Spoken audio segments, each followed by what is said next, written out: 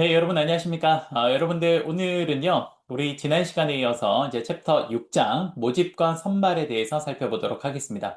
여러분들 우리 그 모집과 선발은요, 인사 관리에서 정말 중요한 주제고요. 그리고 그 내용 자체가 좀 복잡합니다. 그래서 여러분들 오늘부터 제가 그 전체적인 논리를 함께 좀 펼쳐가면서 하나씩 차분히 설명을 할 테니까 여러분들께서 천천히 하나씩 따라와 주시면 될 것 같습니다.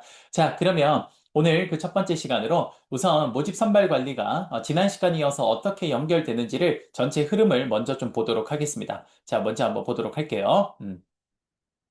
자, 여러분들 지금 보시면요. 우리 지난 시간에 했던 게 이거죠. 여기 보시면 모집 선발 관리에서 첫 번째 인력 계획을 했습니다. 그쵸? 그래서 인력 계획에서 가장 먼저 환경 분석을 하고요. 그리고 우리 회사에 필요한 전체 인력 수요를 예측을 하고, 그리고 그 필요 인력 중에 일부를 공급받는 뭡니까? 내부 인력 공급 예측을 하고, 나머지 부족 부분에 대해서는 외부 인력 공급 예측을 합니다. 됐습니까? 그런데 여러분들 이렇게 해서 실제로 우리 회사가 전체 필요한 인원이 예를 들어서 이만큼이 필요했는데요. 그런데 외부에 있는 사람들을 들어오세요라고 했더니 요만큼 되었어요. 요만큼. 그러면 여러분들 이게 뭡니까? 인력이 지금 현재 필요 인력보다 부족한 거죠. 그러면 여러분 어떻게 됩니까? 여기 보시는 것처럼 인력이 부족하게 되면 모집 관리로 넘어가는 겁니다. 왜? 부족한 만큼 채워 넣어야 되니까 모집 관리로 가는 거죠. 그런데 제가 그 전체 그 모집 선발 관리 전체 설명을 할 때도 말씀드린 것처럼 만약에 필요 인력이 이만큼인데 실제 인력이 이만큼이에요. 그럼 더 많다라는 거죠. 그렇죠? 이런 경우에는 어떻게 됩니까? 그렇죠. 이만큼이 과잉 인력이 되어서 이만큼의 사람을 뭐 해야 되죠? 내보내야 됩니다. 그 경우에는 어떻게 해야 됩니까? 여기 보시는 것처럼 인력이 과잉일 때는 어디로 갑니까? 모집 관리로 가는 게 아니라 어디로 가죠? 이런 경우에는 바로 이탈 관리 혹은 방출 관리로 넘어가는 겁니다. 이해되십니까? 그렇죠? 그래서 우리는 지금 이탈 관리를 하는 건 아니기 때문에 우리는 여기에서 인력이 부족했을 때, 그때 발생하는 바로 모집 관리를 지금부터 해보도록 하겠습니다. 여러분들, 우리 그 박경규 교수님 책을 보시면요. 모집 선발 관리에서 이런 게 있습니다. 그쵸? 지금 인력이 만약에 과잉이었을 때는 지금 여기서 언급하지 않아요. 인력이 과잉일 때는 언급하지 않고요. 인력이 부족할 때를 언급하고 있습니다. 왜요? 지금 주제가 모집 선발 관리라서 그래요. 그래서 인력이 부족했을 때 우리가 어떻게 대처하는지에 대해서 박경규 교수님이 설명을 하고 있습니다. 조금만 키울게요. 자, 그래서 여기 보시면 인력이 부족할 때 무작정 사람을 뽑지는 않는다라고 되어 있습니다. 그러면 어떻게 해야 되냐? 일단 1차적으로는 신규 인력 채용에 잠시만요. 자, 1차적으로는 신규 인력의 채용을 효과 낼 수 있는 대체안을 일단 찾게 됩니다. 그래서 어떻게 하는 겁니까? 일단 사람을 무작정 뽑진 않죠. 왜 그러냐면 일단 우리나라는 사람을 뽑고 나면 자, 왜냐하면 여러분, 우리나라는 사람을 뽑고 나면 그 사람을 쉽게 해고할 수가 없어요. 그렇죠? 그렇기 때문에 무작정 사람을 뽑을 수는 없습니다. 그 자칫 잘못하면 회사가 굉장히 경직적으로 바뀌어 버리기 때문에 회사는 사람 뽑는 것을 굉장히 좀 주저하는 경향이 많습니다. 그래서 우선은 첫 번째, 그 사람을 뽑기 전에 대체할 수 있는 방법이 없을까? 그것부터 보는 거죠. 그 대표적으로 뭐가 있습니까? 초과 근무하는 거죠. 있는 사람 가지고 활용하는 겁니다. 있는 사람 가지고 지금 부족한 자리의 일만큼 그 사람을 좀 더 일을 시키는 거죠. 그게 뭡니까? 초과 근무죠. 혹은 그게 안 되면 어떻게 합니까? 밑에 다른 기업한테 하청을 주는 거죠. 하청. 그게 하도급이라고 하죠. 혹은 또 어떻게 하는 겁니까? 만약 그 일 자체가 좀 단순한 일이라면 임시직을 고용하는 방법도 있겠죠. 그렇죠? 그리고 또 어떻게 하는 거? 리스라는 것도 들어본 적 있죠. 그 잠시 빌려오는 겁니다. 그렇게 해서 할 수도 있을 겁니다. 그렇죠? 그래서 여러분들 우리 교재를 보면요. 박경규 교수님 책에 있던 내용 제가 다 정리를 해놨는데 여기 보시면 첫 번째 뭐라고 되어 있습니까? 여기 보시면 초과 근무, 오버타임, 그 다음에 하도급, 그 다음에 임시직 고용, 그 다음에 리스 고용 이런 것들을 하는 거죠. 뭐 첫 번째 뭐 인력이 부족할 때. 그런데 이렇게 인력이 부족할 때 이런 방법들을 사용하긴 합니다만 이런 방법은 여러분들 그 근본적 해결책이 아닙니다. 이런 방법들은 사실 근본적 해결책이라고 볼 수는 없어요. 여러분들 혹시 회사 다녀보신 분이 있으시다면 야근해 보신 적 있으십니까? 얼만큼 해보셨습니까? 저는 야근을 정말 죽을 듯이 한번 해본 적이 있어요. 제가 기억이 나는 게 삼성에서 회사를 다닐 때 어떤 특정한 프로젝트 때문에 좀 그게 좀 사실 제가 뭐 구체적으로 말씀은 좀 드릴 수 없지만 여기서 어쨌든 회사에서는 회사 차원에서 굉장히 큰 프로젝트였습니다. 좀 중요한 일이었어요. 회사에 어떤 사운이 걸린 좀 되게 좀 중요한 프로젝트였는데 거기에 제가 그 인볼브가 됐어요. 그래서 이 업을 그 당시에 프로젝트를 진행을 했는데 어, 제가 몇 시에 출근했냐면요. 한 7시 반쯤 출근했던 것 같아요. 7시 반? 그 프로젝트 때문에. 원래 보통 평상시에도 증권사 직원들은 좀 빨리 출근합니다. 그래서 저는 평상시에도 한 7시 반, 8시까지 출근을 했는데, 그때는 한 7시 반까지 출근했던 것 같아요. 이 출근 시간은 비슷했어요. 근데 여러분들 제가 야근을 몇 시까지 했냐면요. 새벽 4시까지 했습니다. 그렇게 몇 달 했냐? 2달 했습니다. 혹시 한번 해보신 적 있으십니까? 한번 해보십시오. 어떤 생각이 드냐면요. 다 때려치고 싶어요. 돈을 억만금을 준대도 하고 싶지 않습니다. 잠을 거의 잔 적이 없고, 그렇다고 월화수목금까지 했냐? 아니요. 토일도 다 했습니다. 그 프로젝트가 굉장히 중요한 프로젝트여서 사실상 거의 그 직원을 쥐어짜듯이 했거든요. 그렇게 해서 결국 프로젝트를 성공리에 끝을 내긴 했습니다만 상당히 힘들었어요. 상당히 힘들고 제가 삼성이라는 회사를 나오게 된 계기가 됐습니다. 그래서 어쨌든 여러분들 이런 초과 근무를 한다든지, 혹은 하청을 준다든지, 이런 건 여러분들 그 근본적 해결책이 되지 않습니다. 그래서 이건 근시안적 해결책일 뿐이에요. 그래서 결국 뭐 해야 됩니까? 그렇죠. 부족분만큼 사람을 뽑아야 됩니다. 그래서 우리는 모집으로 넘어가는 거예요. 이해되시죠? 그래서 한번 잠깐 다시 보면요. 자, 그래서 여러분들 지금 말씀드린 것처럼 이런 네 가지 말고도 여러 가지 방법이 있겠죠. 뭐, 인력이 부족할 때. 하지만 여기도 적혀 있네요. 이상에서 제시한 신규 인력 채용의 대체안만 가지고는 기업의 수요 인력을 항상 확보할 수 있는 것이 아닙니다. 그래서 근본적으로 해결할 수 있는 방법이 아니기 때문에 결국 인력이, 여기 오른쪽 보세요. 오른쪽에 인력이 부족하면요. 결국 근본적 해결책은 뭐로 가는 거다? 모집 관리로 갈 수밖에 없습니다. 이해되시죠? 그러면 이제 여러분들 우리가 만약에 이제 사람이 요만큼 필요한데 요만큼이 채웠어요. 그런데 일단 그럼 요만큼이 지금 왼쪽에 여러분들 요만큼이 지금 부족분이잖아. 그치? 그럼 이제 부족분은 사람을 모집을 해야 되는데 일단 누구한테 먼저 기회를 준다? 그렇죠. 지난번 이야기했죠. 내부 사람한테 먼저 기회를 줍니다. 그래서 내부 사람한테 먼저 기회를 주는데 그게 여기 있네요. 자, 여러분들 여기 보시면 오른쪽에 보세요. 여기 보면 모집을 이제 진행을 하는 겁니다. 그쵸? 자, 모집의 방법의 첫 번째 어디서부터 한다? 내부 노동시장부터 합니다. 그래서 내부 노동시장에 인력을 모집하는 가장 대표적인 방법이 사내 공모제입니다. 오른쪽에 보시면 사내 공모제라고 되어 있죠. 이 방법이 가장 일반적인 방법이에요. 사내 공모제는 어떻게 하는 거냐면요. 여러분들 회사의 사내 게시판에다가 이런 그 직군이 현재 공석이니까 혹시 하고 싶은 사람 있으면 지원하세요라고 합니다. 그러면 이제 거기다 지원을 하면 되는 거예요. 그러면 이제 거기 팀장님이 연락이 와요. 연락이 와서 우리 언제 점심 식사나 한번 합시다 라고 이야기를 합니다. 그러면 점심 식사를 하면서 같이 이야기를 좀 하면서 그게 일종의 면접이죠. 그렇게 해서 이제 그 사람이 마음에 들면 그 팀장님이 뽑아가는 겁니다. 사실 저 같은 경우는 사내 공모제를 한번 해본 적이 있어요. 제가 그 삼성증권이라는 회사를 다닐 때 제 주 포지션은 해외 주식 팀에서 일을 했습니다. 그 해외 주식을 트레이딩하는 일이 제 주된 일이었는데요. 그런데 그 일 자체가 좀 하다 보니까 좀 되게 지루하고 단순했어요. 그래서 좀 재미가 없더라고요. 그래서 좀 다른 증권사 안에 다른 직군을 좀 해보고 싶었는데 어떤 걸 해볼까 되게 고민을 하고 있던 찰나에 그 여러분들 주식을 분석하는 애널리스트라는 직업이 있습니다. 그 직업이 참 괜찮아 보이는 거예요. 왜냐하면 항상 주식을 분석하니까 연구를 하고요. 그리고 거기에 맞춰서 또 글도 쓰니까 저도 글 쓰는 거 좋아해서 참 그런 게 매력적으로 느껴지는 거예요. 그래서 언젠가 기회가 되면 애널리스트 직업을 한번 해봐야겠다라고 생각을 하고 있었어요. 그러던 찰나에 어, 삼성증권의 리서치 팀의 그 애널리스트 중에 몇몇 친구들이 그 회사를 관둔 겁니다. 그럼 그 자리가 뭐가 된 거죠? 공석이 된 거죠. 그럼 이제 그 자리를 외부에서 우선 뽑는 게 아닙니다. 어떻게 하냐면 내부의 사내 게시판에 올려요. 그래서 저도 그때 회사 다닐 때 회사의 공지사항 같은 걸 꼭 확인을 저는 좀 하는 편이었는데 공지사항에 들어가니까 그 리서치 센터에서 애널리스트를 뽑는다라는 공고가 올라와 있는 거예요. 아, 이거다라는 생각이 들었죠. 그래서 제가 저희 팀장이 몰래 지원서를 씁니다. 그렇게 해서 그걸 제출을 해요. 그렇게 제출을 했더니 그 리서치 팀의 팀장님께서 메신저로 연락이 온 거예요. 몰래 메신저로 연락이 와서 그 조연 대리, 이번에 지원을 한 거 내가 봤는데 그 언제 한번 시간 되면 같이 점심이나 먹으면서 이야기 좀 해볼까라고 하는 거예요. 그래서 제가 좋습니다라고 했죠. 그리고 이제 몇 월 며칠 날 만나서 점심을 먹었습니다. 근데 점심 먹으면서 이제 뭘 하냐면요. 뭐 자네는 요즘에 그 주식 시장이 어떻다라고 바라보는가? 뭐 이런 거 물어보고요. 혹시 자네는 글 쓴 뭐 어떤 그런 것들이 좀 있나? 그럼 가져와서 좀 한번 보자. 제가 준비해서 갔거든요. 포트폴리오처럼. 그래서 가져가서 보여드리고 글 쓴 거 보면서 아, 자네는 이렇게 글을 쓰고 이런 식으로 표현을 하는군. 뭐 이런 걸 보고요. 그다음에 우리 팀에 오면 뭐 어떤 일을 하게 될 텐데 그런 일에 대한 이해도는 있는지 뭐 이런 걸 물어봅니다. 그렇게 해서 이제 막 물어보면 그 일종의 면접이죠. 회사 안에서 하는. 그래서 그 면접을 통해서 이제 저의 의사를 다 표현을 했고요. 결국 저는 최종 합격을 했습니다. 그런데 정말 큰 문제가 뭐냐면요. 최종 합격을 했는데 제가 현재 있는 팀의 팀장님이 안 보내주려고 하는 거예요, 저를. 그렇게 되면 이게 넘어갈 수가 없습니다. 이 팀을 이렇게 넘어가야 되는데 그 팀장님이 안 보내주려고 하는 거예요. 그래서 나름 여러분들 나름 그 고급 인력이었거든요.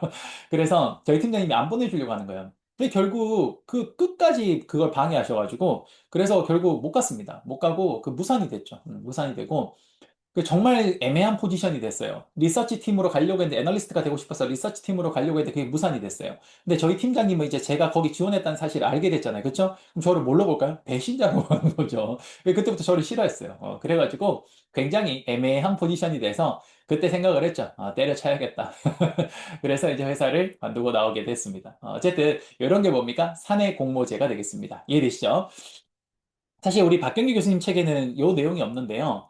보통 시험에는 뭐가 잘 나오냐면 내부 모집과 외부 모집에 대한 비교하는 게 잘 나옵니다. 그래서 여러분들 그 내부 모집 같은 경우는 장점이 뭐냐면 지금처럼 회사 내부에 있는 사람들을 대상으로 모집을 하기 때문에 아무래도 회사에 대해서 잘 알고 있는 사람들을 중심으로 모집을 하니까 적응력이 좀 빠르고요. 두 번째, 회사의 내부에 있는 사람들이다 보니까 어느 정도 검증이 된 사람들이죠. 그쵸? 그리고 또 내부 모집을 하게 되면 저처럼 평상시에 하고 싶었던 일에 지원을 할 수 있기 때문에 일종의 동기부여가 됩니다. 뭐 이런 것들이 굉장히 큰 장점이에요. 그런데 단점은 어쨌든 회사 안에 있는 사람을 갖다 쓰는 거기 때문에 일종의 그나물의 그 밥일 가능성도 있습니다. 그래서 좀 조직 문화가 이런 식으로 내부에 있는 사람만 계속 쓰다 보면요. 조직이 좀 폐쇄적으로 바뀌어요. 이런 것들이 좀 신선한 피를 수혈받을 필요도 있는데 뭐 그런 것들을 하지 못하니까 좀 문제점이 된다라는 게 내부 모집의 단점이 됩니다. 반면에 지금부터 설명할 건 뭐냐면 외부 모집이에요. 그러면 이제 내부 모집을 통해서 사람을 이제 일정 부분 여기 있는 사람 이쪽으로 옮겼죠. 그러면 이제 나머지 순부족분에 대해서는 어떻게 합니까? 그렇죠. 우리 회사 밖에 공개를 합니다. 우리 회사 이런 팀, 이런 직무가 비어 있으니까 우리 회사 일하고 싶은 사람들 있으면 지원하세요. 이렇게 이야기를 하는 거죠. 그렇게 해서 이제 사람들이 막 지원을 하는 거예요. 그걸 뭐라고 합니까? 그걸 외부 모집이라고 합니다. 그래서 외부 모집은 참 다양한 방법들이 있는데요. 그 방법들을 지금 교수님은 책에 나열을 하고 있어요. 그래서 잠깐 보시면 이것도 좀 지워놓고 볼게요. 자, 그러면 여러분들 여기 보시면, 오른쪽에 보시면 방금 이야기했던 게 내부 노동시장에 대해서 설명을 했고요. 대표적으로 사내 공모제도가 있다는 것까지 설명을 했습니다. 그러면 이제 뭐로 가냐? 이제 외부 노동시장으로 가는 거, 외부 모집을 하는데, 뭐 있습니까? 첫 번째, 광고하는 방법이 있고요. 광고. 그다음 또 뭐 있습니까? 요즘에는 고용노동부에서 운영하는 워크넷을 통해서도 우리 회사에 사람 뽑는다라는 거 알릴 수 있고요. 그다음에 대표적으로 리크루터, 사람을 이렇게 일종의 헤드헌터 하는 사람들이죠. 그러니까 모집하는 사람들. 이런 사람들을 통해서 사람을 모을 수도 있고요. 뭐 요즘 많이 일반화되어 있는 인턴 제도도 일종의 사람을 모집하는 방법 중에 하나입니다. 그리고 외국계 회사, 이건 특히 외국계 회사에서 많이 쓰는 방법인데요. 그건 바로 기존 종업원의 추천입니다. 그러니까 회사에 근무하고 있는 종업원이 밖에 있는 자신의 지인을 추천하는 거예요. 그게 기존 종업원의 추천입니다. 그리고 교육기관의 추천, 이건 학교에서 이제 추천해 주는 거고요. 그리고 자기가 스스로 지원하는 거, 자발적 지원, 이런 것들이 있겠네요. 그쵸? 여러분들 참고로 여기 보면 기존 종업원의 추천이라는 거 되어 있는 거 있죠. 요게 여러분들 외국계 회사에서 가장 일반화된 신입사원 뽑는 방법입니다. 여러분들 우리나라는 가장 일반적인 방법이 공개 채용, 줄여서 공채라는 방법인데요. 이 공채라는 방식은 사실 전 세계 어디에도 없는 대한민국에만 있는 혹은 일본과 대한민국 정도에만 있는 아주 독특한 신입사원 채용 방식입니다. 그러면 전 세계의 가장 일반적인 채용 방식은 뭐냐? 그건 바로 지금 말씀드린 기존 종업원들이 자신의 지인을 추천하는 방식으로 이루어져요. 대표적으로 이렇게 추천을 해서 입사를 하는 가장 대표적인 회사가 여러분 그 외국계 금융회사입니다. 골드만사스나 JP 모건 같은 데서가 이런 식으로 사람을 뽑아요. 참고로 뭐 저도 예전에 이제 골드만사스라는 회사가 되게 궁금해서 많이 좀 알아봤는데 그 골드만사스는요 기본적으로 그 회사에 있는 그 사람이 추천을 받아야만이 회사를 지원할 수 있어요. 그래서 그 골드만사스는 거의 서울대 연고대생들이 많은 이유 중에 하나가 자신들의 선배들이 거기에 많이 들어가 있기 때문에 사실상 선배가 그럼 당연히 누구 추천할까요? 그렇죠. 엄한 다른 학교 학생을 추천하는 게 아니라 자기의 후배를 추천하겠죠. 그래서 골드만사스 같은 데는 기본적으로 스카이 학생들이 굉장히 많습니다. 왜? 그쪽에 다니는 학생들, 그 직원들이 전부 다 그 학교 출신이라서 당연히 지인 추천도 누구랄까요? 자기 후배를 하겠죠. 그렇기 때문에 주로 그렇게 이제 채용이 좀 이루어진다라고 보시면 될 것 같고요. 그 골드만삭스는 참 재밌는 게, 기본적으로 채용을 굉장히 오랜 기간 동안 면접을 봅니다. 제가 그때 듣기로는, 뭐 지금 바뀌었는지 모르겠는데요. 제가 듣기로는 골드만삭스는 신입사원을 뽑는다고 하지 않고요. 자기들 말에 의하면, 패밀리를 뽑는다라고 합니다. 가족을.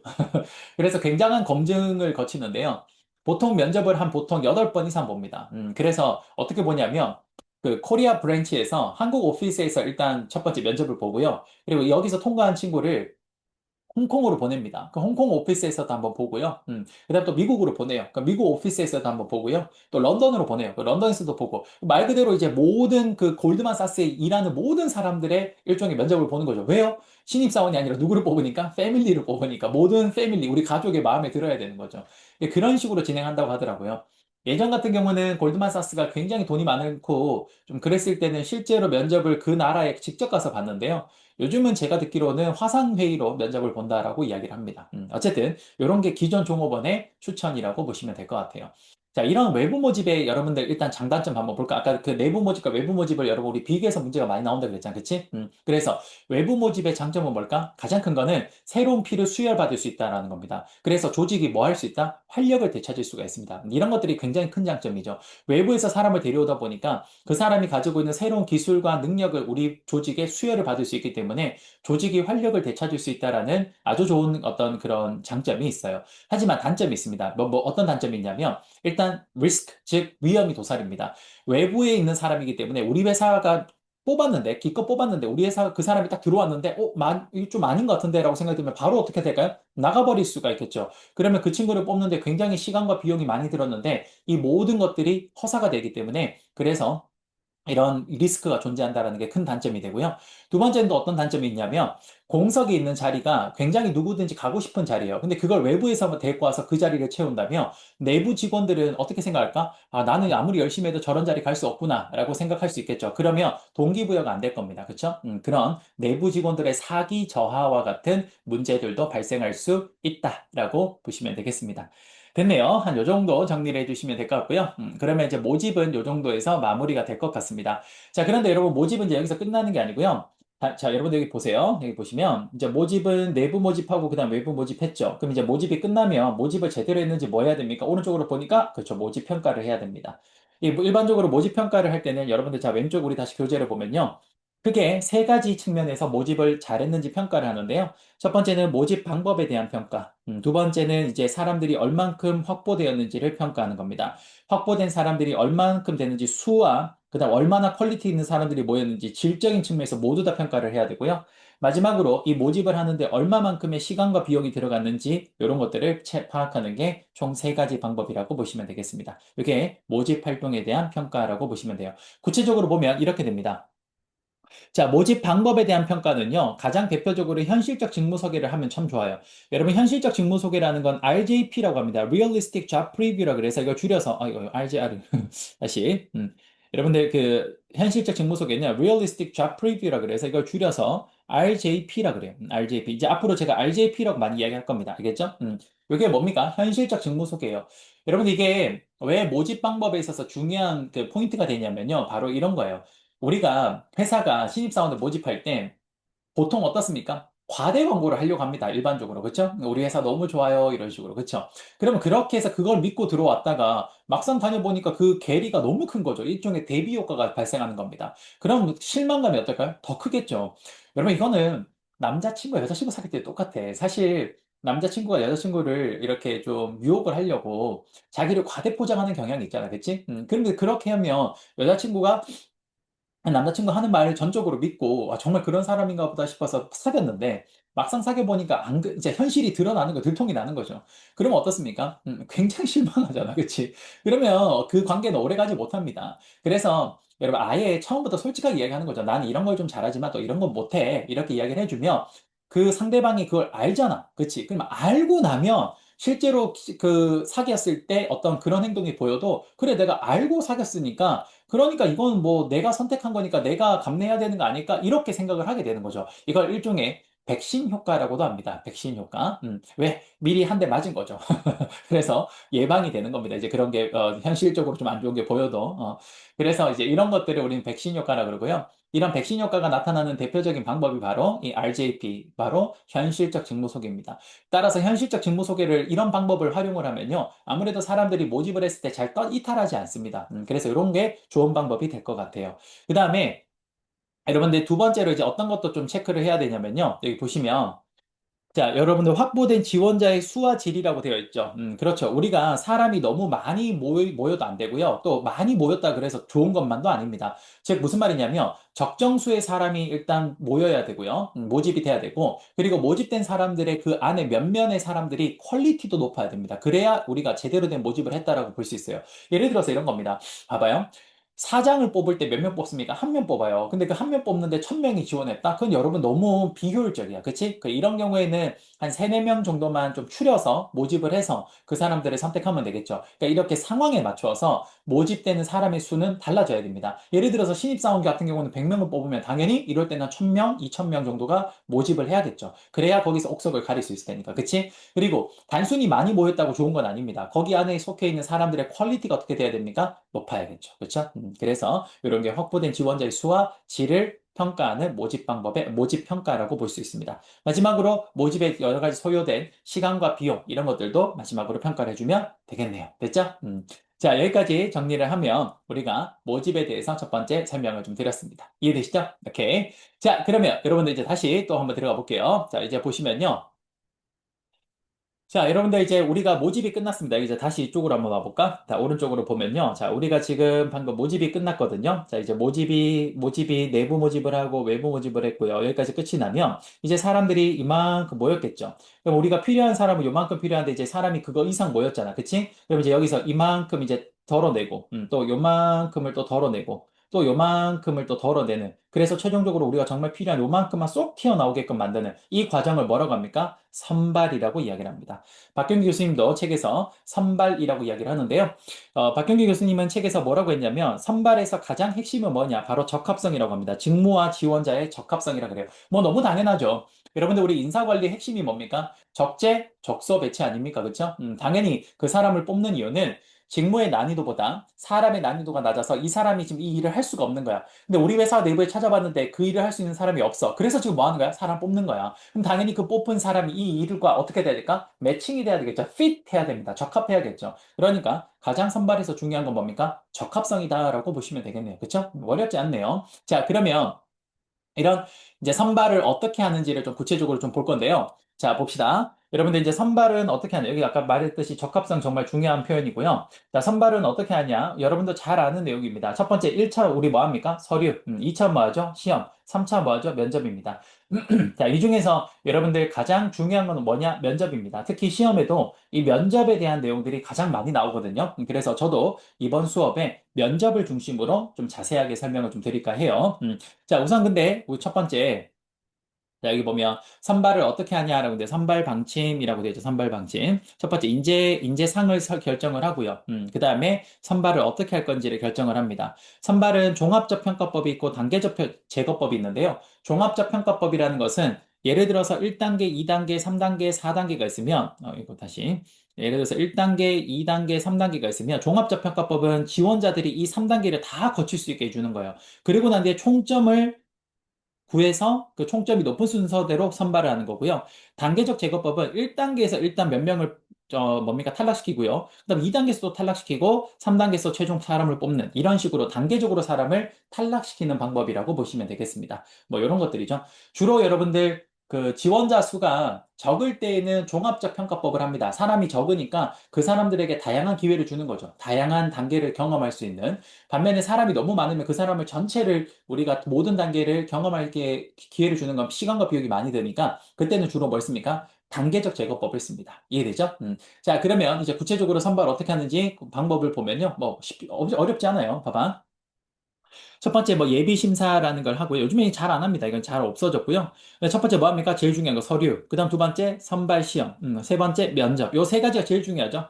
그렇게 해서 이제 면접까지 끝나서 통과하고 나면 그 사람이 제대로 된 이제 경력 조회를 하고요. 신원 조회하는 거죠. 그리고 이제 신차 검사해서 최종적으로 선발하는 겁니다. 요 실제로 요렇게 과정을 거치죠. 그렇죠? 예비 심사라는 건 보통 일반적으로 좀 요즘엔 잘 안 해요. 근데 예전에 제가 이 예비 심사를 딱 한 번 제가 취업할 때 해본 적이 있는데요.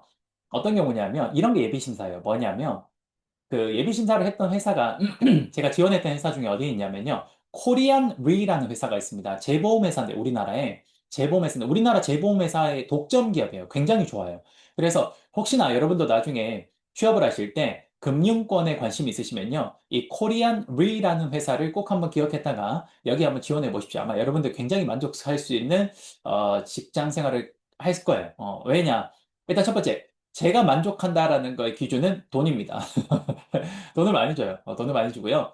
물론 돈을 많이 받는 만큼 뭐 해야 될까? 일도 많이 하긴 해야 돼요. 근데 여러분 저는 좀 젊었을 때는 일을 좀 많이 해야 된다고 저는 생각하는 주의라서 너무 워라밸 따지는 거 저는 젊었을 때는 좋지 않다고 생각합니다. 일단 일을 많이 해서 많이 배워야 돼요. 그래야 성장할 수 있거든요. 그래서 저도 그래서 여러분들 지난번에 이번 시간 이야기했나? 지난번에 이야기를 했잖아요. 제가 뭐라 그랬어요? 그때 제가 그 두 달 동안 계속 새서 일했다고 했잖아요. 그쵸? 그러니까 그런 거는 한 번은 경험해 볼 만한 것 같습니다. 젊었을 때. 저는 이제 지금 하라고 하면 못해요. 지금은 밤새는 일을 절대 못할 것 같아요. 지금 체력이 그만큼 되지도 않고. 근데 그때는 20대였고, 그리고 뭐든 할 수 있다고 생각했는 그런, 뭐라 해야 될까요? 막 그런 뜨거운 열정도 있고 해서 했는데, 물론 지금도 열정은 있습니다만, 이제 그만큼, 그때만큼 이제 체력도 좀 안 되고요. 그래서 지금은 조금 힘들지 않을까라는 생각이 듭니다. 어쨌든 코리안 루이라는 회사가 있었어요. 근데 여러분들 그 회사는 예비 심사를 했습니다. 어떻게 했냐면요. 참 재밌는 게 이런 그 IT가 발전된 세상에서 그 회사는 지원서를 뭘로 받았냐면요. 그 종이에다가 글로 썼는 실제로 종이에 글로 쓴 걸로 받았어요. 그러니까 자기소개서를 손으로 손편지처럼 써야 돼요. 그러면 손편지처럼 아무 종이에 쓰냐? 아니요. 그 회사에 직접 가서 그 지원 종이를 받아야 돼요. 지원서 종이를 받아 양식을 받아야 돼요. 그게 일종의 예비 심사입니다. 왜 그런 그런 거를 그때 해놨냐면 그 회사가 여러분 그 어때? 그 굉장히 그런 과정이 어때? 되게 쉬워 귀찮잖아요. 그러니까 그 귀찮게 만든 거죠. 그 귀찮게 만들어서 정말로 우리 회사에 오고 싶은 애들만 여기 지원하라 뭐 어떤 그런 의도로 만든 거예요. 이런 게 일종의 예비 심사입니다. 저는 그래서 그 당시에 그 회사 본사로 직접 가서 그 저기 뭐죠? 지원서 종이를 실제로 받아서 그 되게 그 당시에 가고 싶었던 회사에서 소중하게 이렇게 품에 안고 와가지고 정말 예쁜 글씨로 제가 손으로 다 써가지고 그때 뭐 그런 이야기가 있었거든요. 실제로 필체도 본다 뭐 이런 이야기 있어서 정말 예쁘게 써가지고 그렇게 해서 냈거든요. 서류를 붙었는데 그리고 필기시험도 붙었어요. 근데 그때 면접에 정말 독특한 면접이 있었는데 그 회사는 야외 면접이 있었어요. 그래서 등산을 하고요. 등산이 끝나고 나면 술을 마시고요. 등산이 끝나면 축구를 하고요. 축구가 끝나고 나면 텐트를 치고요. 그러고 난 뒤에 술을 마십니다. 그 과정에 또 야외 면접이 있는데 그 면접에서 몰라요. 제가 좀 잘 못했나 봐요. 그래서 저는 그때 거기서 이제 탈락을 하게 됐는데 어쨌든 뭐 저한테는 좋은 경험이긴 했습니다. 어쨌든 그런 것들을 우리는 예비 심사라고 그래. 알겠죠? 오케이. 자, 그러면 여기까지 설명을 좀 간단하게 좀 했고요. 자, 이제 그러면 박현 교수님 책을 다시 한번 돌아가서 좀 우리 교재를 다시 보면요. 자, 첫 번째, 여러분 선발 도구가 있습니다. 자, 이렇게 보시면, 자, 여기 선발 도구는 크게 서류, 시험, 면접이 있는데요. 우선 첫 번째, 여러분들 지원서 분석이라는 게 있습니다. 이게 제 서류 전형이죠, 서류 전형. 여기 보면 여러분들 역량 기반 지원서 평가가 뭐냐? 이게 여러분들 여러분 잘 알고 있는 자소서예요. 여러분들 여러분들이 알고 있는 자소서는 사실 크게 두 가지로 나누어집니다. 역량 기반 지원서와 바이오 데이터로 나눠져 있어요. 즉, 무슨 말이냐면요. 이게 이거예요. 여러분들 그 자소서라는 걸 실제로 보면요. 이렇게 나눠져 있죠. 두 항목으로. 위쪽에는 뭐 있냐면요. 여러분들의 이름 적는 거 나와 있고요. 그 다음에 뭐 나이, 그 다음에 여러분 성별, 그 다음 또 뭐 있습니까? 뭐 가족 관계, 뭐 이런 것들. 그 다음에 여러분들 뭐 학교 출신이 어딘지 뭐 이런 것들, 뭐 대졸인지 뭐 이런 것들. 이런 게 여기 위쪽에 있죠. 이게 뭐냐? 이게 바이오 데이터예요. 바이오 데이터.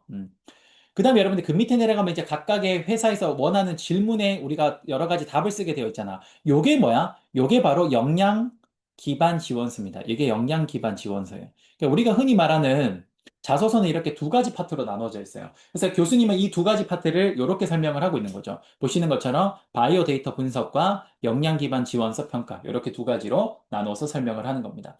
뭐 역량 기반 지원서 평가는 여러분 잘 아시는 거라서 이건 뭐 여러분 한번 읽어보시면 될 것 같고요. 바이오 데이터 분석이라는 건 뭐냐? 이게 좀 특이한데요. 그 바이오 데이터는 요즘에 실제로 기업들이 많이 쓰고 있습니다. 이게 어떤 경우냐면요. 이런 경우예요. 봐봐. 어, 알게 모르게 그 바이오 데이터, 여러분들이 거기 그 바이오 데이터에 이렇게 적잖아. 그치? 뭐 예를 들어서 뭐 남자면 남자, 여자면 여자, 그 다음에 또 뭐 있습니까? 나이, 그 다음에 군필인지 아닌지, 뭐 이런 것들. 여러분들 그런 것들이 단순히 여러분들 인적사항을 적는 게 아니고요. 회사에서는 거기에 가중치가 있습니다. 점수가 부여되어 있어요. 그 왜 그렇게 되어 있냐면요. 이런 거예요. 실제로 회사에 성과가 높은 사람과 낮은 사람이 있다고 합시다. 그러면 성과가 높은 사람과 낮은 사람을 그 분류를 하고 난 뒤에 성과가 높은 사람의 공통점을 쫙 뽑아내고 성과가 낮은 사람의 공통점을 쫙 뽑아냈더니 그들의 바이오 데이터의 특징들이 있다라는 거예요. 대표적으로 뭐가 있냐면요. 부양가족 수예요. 예를 들어서 성과가 높은 사람들은요, 공통적으로 어떤 공통점이 있냐면, 자기가 부양하는 가족 수가 많아요. 부양 가족 수가 많아요. 반면에 성과가 낮은 사람들의 공통점이 뭐냐? 대체적으로 부양 가족 수가 적습니다. 자기 혼자서 그냥 벌을거나, 자기 혼자서 자기만 책임지면 되거나, 아니면 뭐 자기, 와이프나 뭐 이렇게 한 명 정도만 책임지면 되는 거죠. 반면에 성과가 높은 사람은 자기뿐만 아니라 자기 가족 전체, 뭐 4명, 5명 이렇게 부양 가족 수가 많은 겁니다. 그 왜 그러냐? 부양가족 수가 많으면 그만큼 뭡니까? 책임감을 느끼는 거죠. 그러다 보니까 더 열심히 일을 하게 되는 거고, 그 결과 어떻게 됩니까? 높은 성과가 나오는 겁니다. 반면에 부양가족 수가 적으면 그만큼 책임감이 낮고, 책임감이 낮다 보니까 어떻습니까? 그렇죠. 그만큼 성과가 좀 낮게 나오는 겁니다. 물론, 다 이렇다라는 건 아니에요. 그렇지만, 통계적인 분석을 해보면 이런 경우가 많다라는 거죠. 이해되십니까? 그래서 이런 경우를 회사에서 이제 많이 그 데이터적으로 분석을 하다 보니까, 바이오 데이터를 단순히 그냥 우리가 받는 게 아니라 이걸 가지고 높은 성과를 낼 수 있는 사람을 구분할 수 있는 지표로 쓸 수 있겠다라고 생각이 드는 거죠. 그래서 사실 여러분들 그 자소서의 바이오 데이터는요, 여러분들이 볼 수 없는 이면에 뭐가 있냐? 각각의 바이오 데이터 항목별 점수가 있습니다. 그래서 그 점수에 맞추어서 여러분들은 알게 모르게 점수를 받아서 거기서 합격, 불합격이 결정이 되는 거예요. 그런 거죠. 그래서 이런 것들이 바이오 데이터입니다. 그 오늘날 바이오 데이터가 실제로 회사에 들어와서 성과가 높은 사람과 낮은 사람과의 이 상관관계가 굉장히 높다라 그래요. 그래서 회사마다 이 바이오 데이터를 많이 개발하고 있는 추세입니다. 이해되시죠? 여기까지가 뭡니까? 서류 전형이 되겠습니다. 됐죠? 자, 그 다음 이제 여러분들 이제 그 다음 여기까지 했고요. 자, 여기까지 했고. 자, 그 다음 여러분들 여기 보시면 자, 여기 바이오 데이터까지는 제가 설명을 좀 했고요. 바이오 데이터 뭐 하는 방법이 여기 나와 있는데 여러분들이 한번 쭉 한번 읽어보시면 될 것 같고요. 그 다음 여러분들 이제 여기 서류 오른쪽 볼까? 서류 보고 나면 그 다음 뭐 해야 돼요? 그쵸? 시험 봐야 되죠. 뭐 시험은 여러분들 여러 가지가 있는데 이런 거는 뭐 박경기 교수님 책에도 크게 언급되어 있지 않기 때문에 한번 가볍게 읽어보시면 됩니다. 중요한 건 뭡니까? 그렇죠. 면접입니다. 자, 요 면접을 우리 오늘은 여기까지 하고요. 면접은 다음 시간부터 진행하도록 할게요. 좀 중요한 주제라서 시간적으로 좀 더 좀 넉넉하게 시간이 필요할 것 같아서 면접은 다음 시간에 진행하도록 하겠습니다. 자, 여러분들 오늘 수고 많으셨고요. 우리 수업은 여기까지 진행하도록 할게요. 다음 시간에 우리 챕터 6장 나머지 내용들을 좀 함께 정리해 보도록 하겠습니다. 여러분 수고 많으셨습니다. 감사합니다.